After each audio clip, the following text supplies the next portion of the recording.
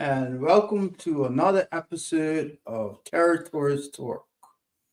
Territory Talk was founded in 2010 with the hope of expanding the message of persons in territories such as Bermuda, Cayman Islands, Turks and Caicos, Montserrat, Virgin Islands, and Anguilla, who often don't get a chance to have their voice heard in the global media.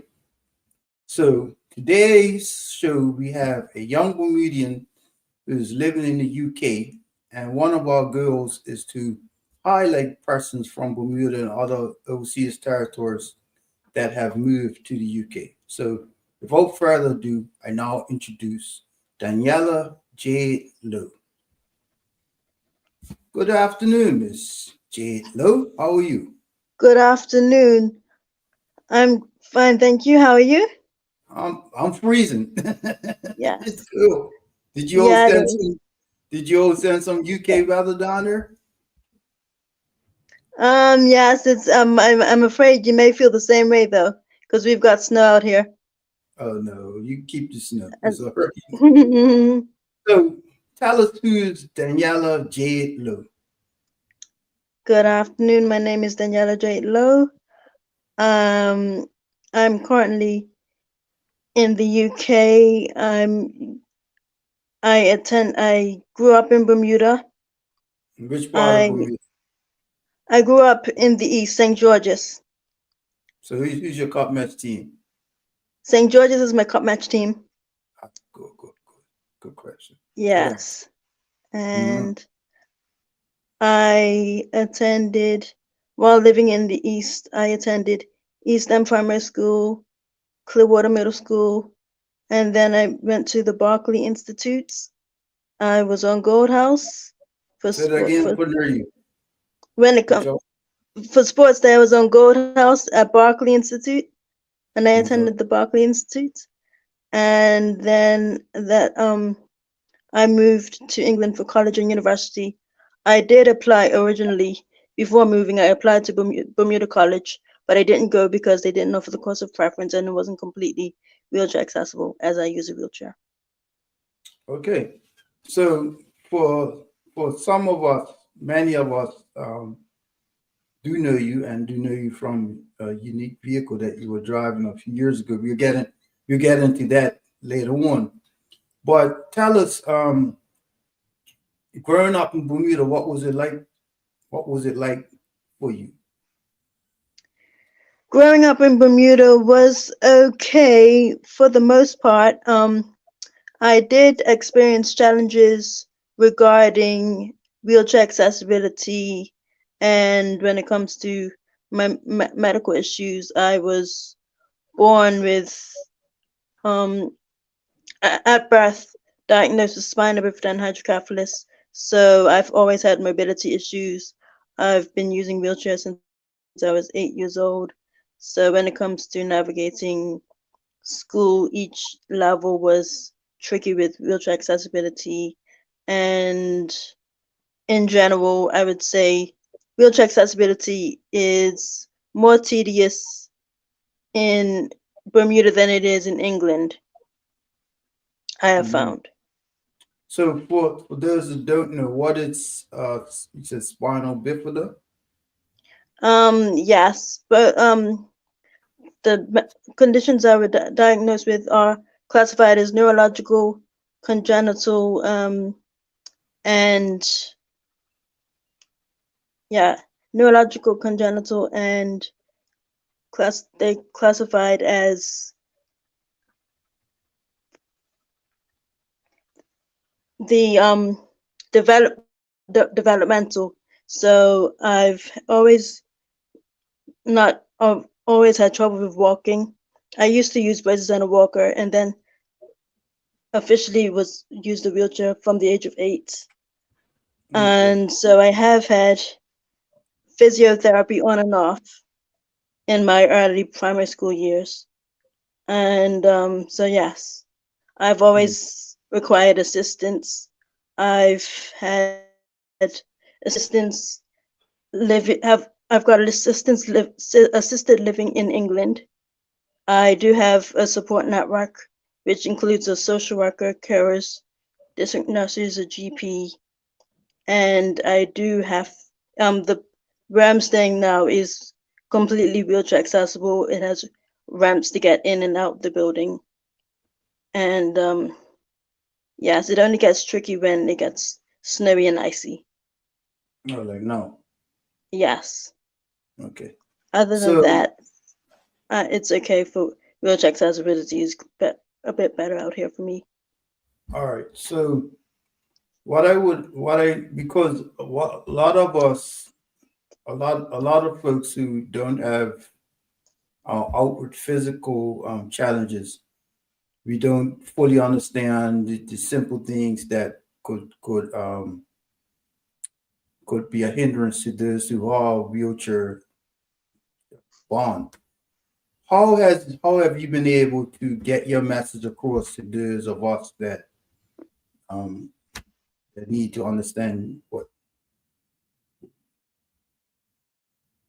Okay, location have got cut off for a minute.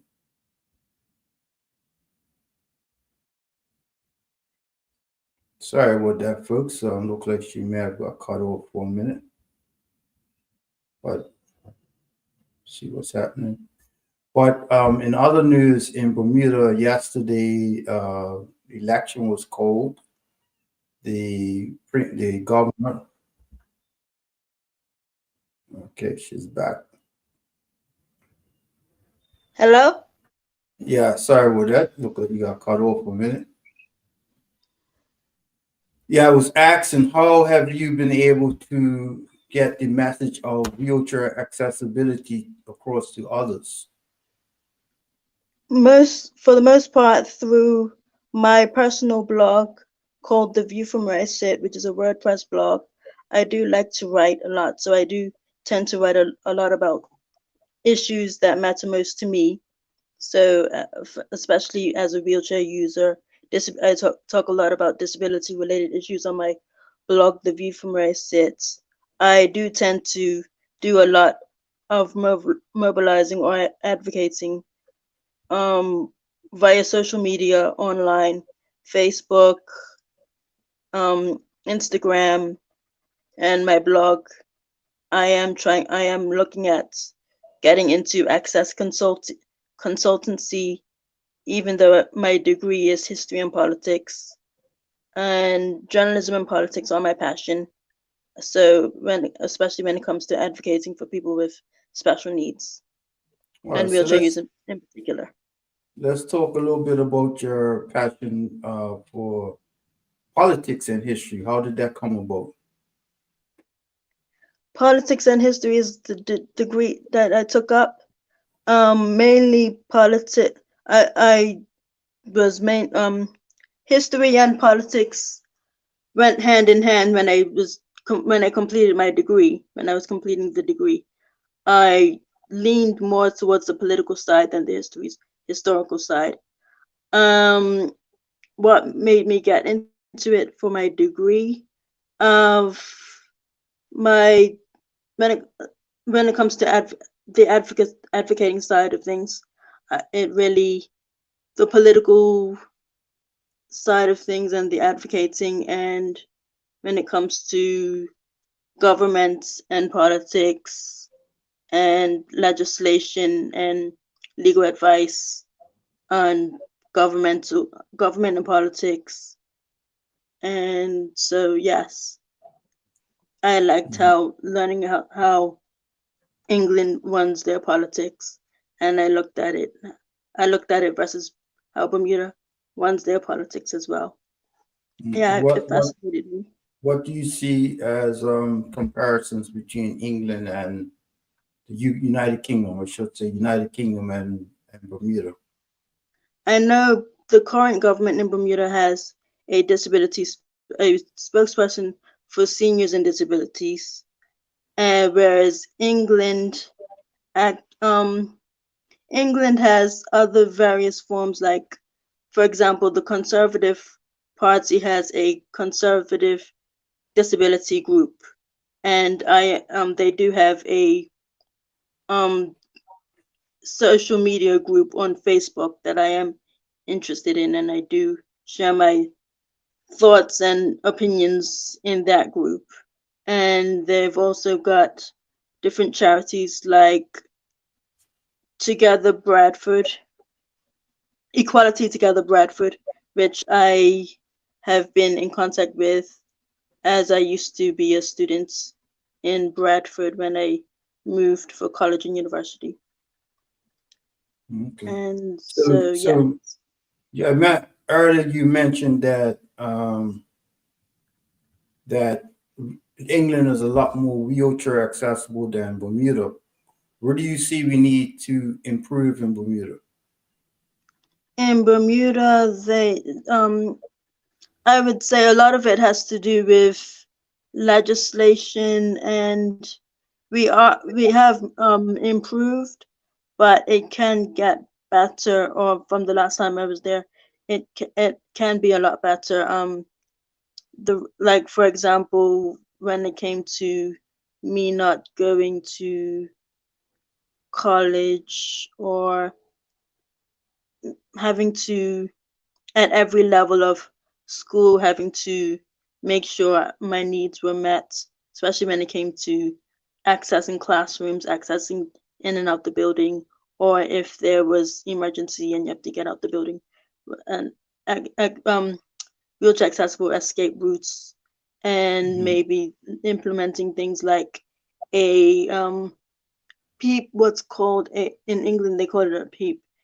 Basically, it's a personal evacuation, personal emergency evacuation plan for each student, for students with disabilities, especially wheelchair users. Mhm. And so, with that being said, while in England, what um, if you could get the Bermuda government or and specifically minister to change something within the next year, what would be the first thing you'll tell them to change? Um, but I would say they do need to look at um all forms of accessibility. So when it comes to access consultancy and accessibility, there are other forms than just wheelchair accessibility. It's um, wheelchair access, which is the bigger issue, but there are other issues like there's digital access and access to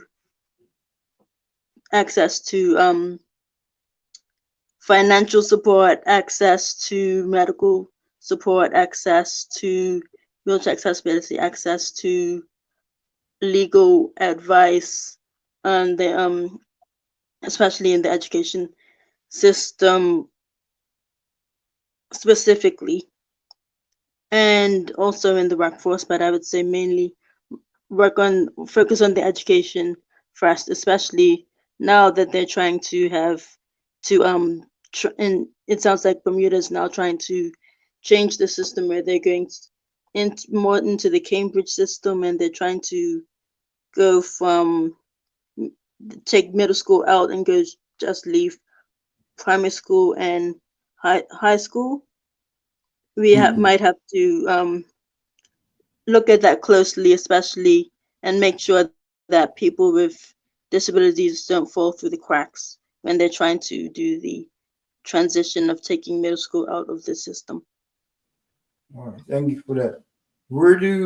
How did you develop your passion for journalism?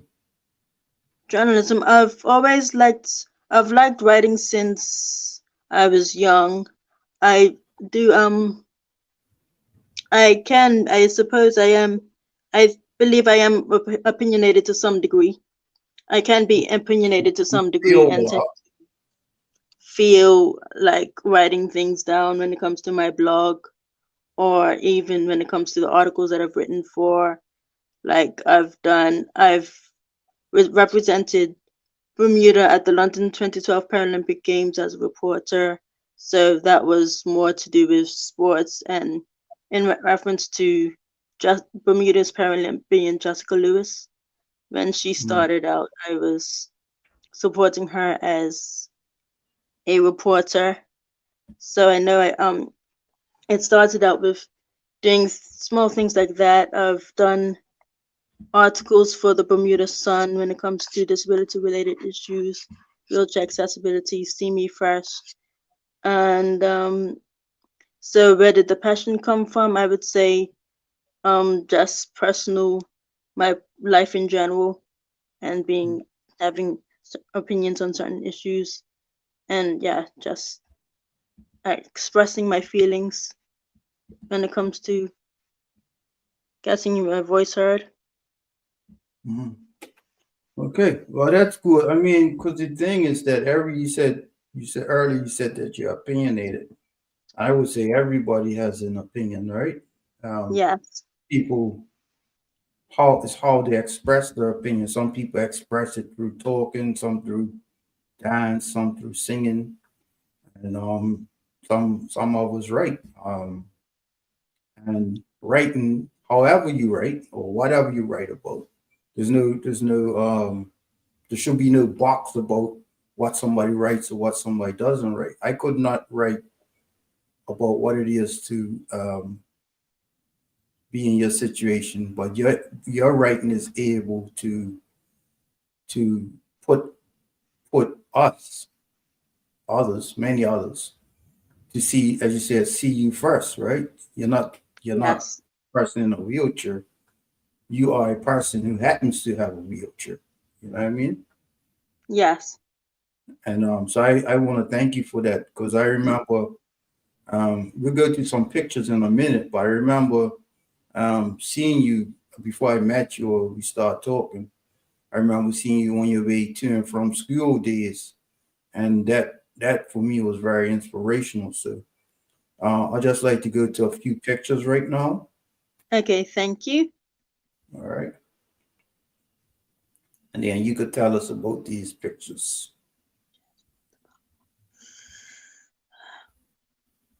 So who's these folks? My brother, my mommy, and I. Okay, We were this out is on the day. We were on a day trip in Ilkley. So and that's where? that. In Ilkley, I'm staying in Ilkley. So we were. My mom and brother came to visit me. So we were on a day trip. Where's Ilkley for us geographically? Ilkley. Okay, so in reference to England, Ilkley is considered in West Yorkshire. So that would be north of London. Okay, all right, North of London, West Yorkshire is like north of London, Ilkley, Yorkshire. We're closer to Leeds than we are to London. okay, So when it and comes to traveling, we would have to probably take 2 or 3 trains from London to Ilkley and back.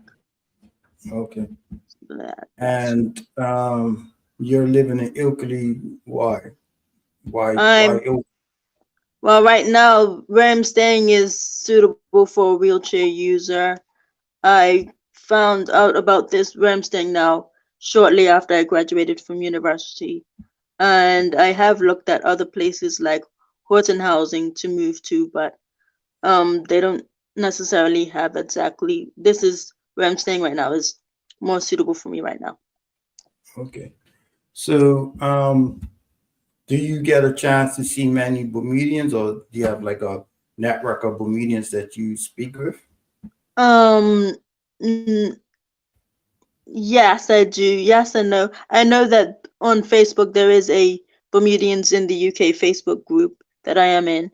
And on WhatsApp I am quite mobile on WhatsApp, so I do keep in contact with people on Facebook, WhatsApp, Mhm. Instagram, and yes, emails. Okay. All right, so let's go back to the pictures and tell us about this one. Sorry. Okay, so this was during my first year. I had moved from Bradford to Ilkley, so this is where I'm currently staying now. We had an open day, so we had an open day for the residents, and community, and Mm. on invited neighbors from around the community to come to see us, to say hello, and to see what Five Oaks residents offered. I'm living at the Five Oaks housing scheme, and so they were having an open day to showcase what we offered. We also playing games. So that was me. That was me. Was managing a game. I had to. That is a game where people had to guess how many marbles were in the jar, and anyone who got the right amount won. And how many more? And how I can't many remember. I can't did remember anybody what. win? Yes, there was a winner. I can't even remember. It was a child that won. Uh, I can't remember the so name of the child. I can't how does remember. somebody prove that they're right? You actually take out the marbles and count them. The person that was responsible for putting them in the jar knew how many she put in the jar. And it Okay. wasn't me. I wasn't the one responsible for putting those marbles in the jar. I was just Okay. responsible for writing down, telling, writing down the tally of what people guessed. All right. So let's go to another picture. Tell us about this one. I remember that is end to end or middle to end. When I was a student at the Berkeley Institute, I was encouraged 1 year by the head of the PE department to get involved in middle to end, I believe that was, or end to end. And so that was on an annual basis. I remember doing it twice as a high school student. And so yes, that's a picture of me doing mid end to end. Okay. And Yes. finally, let's go to this one. Let's go to this one. Tell us about that. That was me driving what's called a nippy bike. So it's basically a three-wheel bike instead of a two-wheel bike, motorbike. Especially um modified for people in wheelchairs. So there's a ramp that it came with, and so just pull the ramp out, and I can push myself in and out with my manual chair, and it opens and closes manually, and then I treat it like a regular bike. I went to the gas station, I rode it on the roads, got my license, rode it on the roads. But yeah, so I had to go through Project Ride, past Project Ride. So I drove it. I went to the gas station like everyone else, filled it up with gas, paid for the gas. Mhm. Yes. So You yes, ever got a but speeding ticket? no, I didn't get a speeding ticket. You never sped or you never got a ticket for speeding? I never got a ticket for speeding. Oh, but I tried my best to stick to the speed limit. Yes. All right. Mhm. So yeah, but so this how you actually first caught my attention. One day I was coming off of Store Hill heading to work. And I see this vehicle come across. I'm like, first I thought it was like somebody doing a practical joke or something, right? I was like, Mhm. what did I just see? Did I just see somebody in a rubber duck going across or something? And Mhm.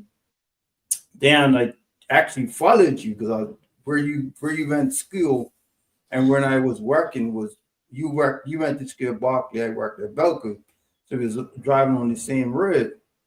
And Okay. then I saw you turn up and go up to Barkley. I'm like, and then coincidentally my daughter was in your year and she had she later on that told me, you were the young lady, you were very, very well liked and you had your own personal bike and this was your form of independence. So I always admired you for that. I'm glad to actually have this conversation with you. I just want to tell you that. Right. Okay. Thank you. So as we start wrapping up, what message, this is not our last time we're going to talk. It's just the first time we're having a conversation. What message would you give to others different disabilities as to how do they go about coping in life and making their voices heard. Don't go. I would say don't give up. Always try your best. Don't give up. Always ask for help when you need it. And there is help out there, resources and support out there. Make sure you do. Yes, you do have to speak up for yourself, and for those of you who need help, to advocate for yourselves when it comes to other various non-physical needs, then Mhm. special needs, then make sure you get your family and your friends on board, because the best support network is your family and your friends.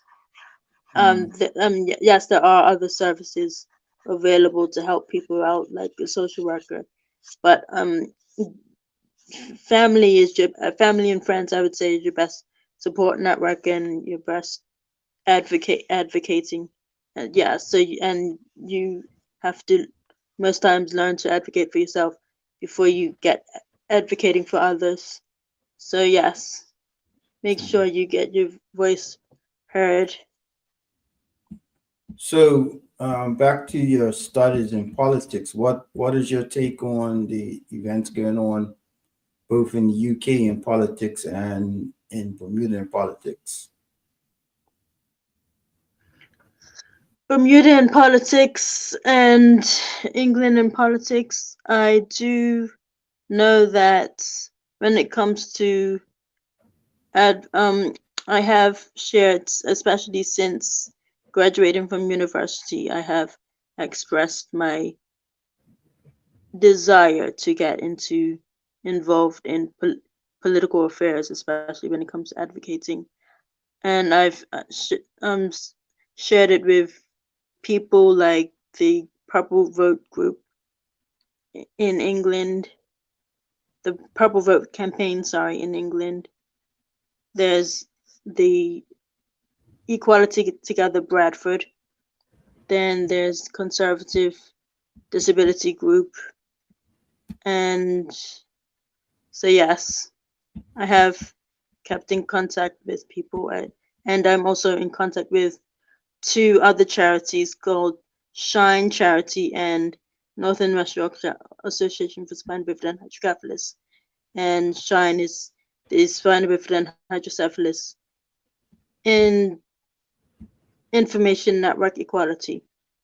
Mm-hmm. And so I'm in contact with them as well when it comes to being outspoken, getting your voice heard, and they support things like they provide things like peer support, financial support, legal advice, um, yeah, financial advice, legal advice, peer support. I have applied for jobs with them as well. Okay. Well, as we wrap up on our first conversation, but definitely not our last, I want to thank you for your advocacy. Thank you for being an example to others, myself included, that, as you said, never give up. And I want to encourage you to continue to write, because you don't know who's reading what you write. But for every one person that tell you they read something, there's hundreds of others that read it but didn't get in touch with you. But these are the things that inspire others to overcome whatever challenges they have, you know. Yes. So you want to give a shout out to anyone in Bermuda or the UK? I would like to give a shout out to my family in Bermuda. I would like to give a shout out to um I'll give a special shout out to my parent chief family, Lowe family, and um okay, I'm gonna give a shout out to former MP Minister Wayne Parent, former MP, sorry, Wayne Parent Chief, I'm gonna give a shout out to um the Barclay Institute, and I think Good house Eastern Primary School, Clearwater Middle School, Barclay Institute, and good Family and house. Friends in Bermuda. Yes, that's it. All right. Well, as we wrap up, once again, we want to thank Miss Daniella Jade Lowe, a proud Barclayite, a proud Bermudian, a Bermudian in the UK, who's doing great things through her advocacy for those with disabilities. And we look forward for you to continue to be a part of not just England, but the Bermudian network. Never forget, this is your home, and we have ways to go to make things a lot more accessible for persons who are challenged. So thank you, and we'll talk another time.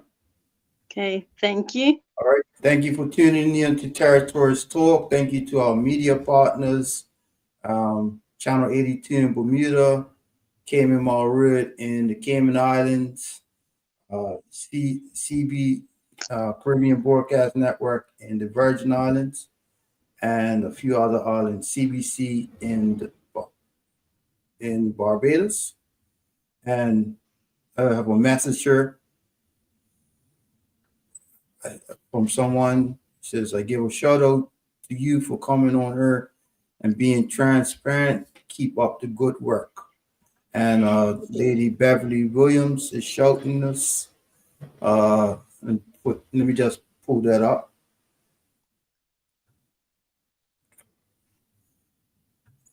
And we also have Thank you. Miss Portia Stubb, Dr. Portia Stubb. Thank She's you. actually a former MP from the Turks and Caicos Island, Okay. who's now has her doctorate. So you never know who's watching, right? And then you have Miss Yes. Beverly Williams. I'm not sure where Beverly Williams is, but it's a Oh, yes. Hello. That's my auntie here. I've got an auntie in okay England. auntie in England. Yeah. Mhm. What I never quite understood, like Bermuda right now, the weather's maybe like 50 degrees, right? Rain, Yeah. wind, and that's like a normal day in England. Yes, it is. And I never understood how Bermudians or anybody from the Caribbean could survive in England with that weather. How did you make that adjustment? Um, it was a big adjustment, especially when it comes to the snow.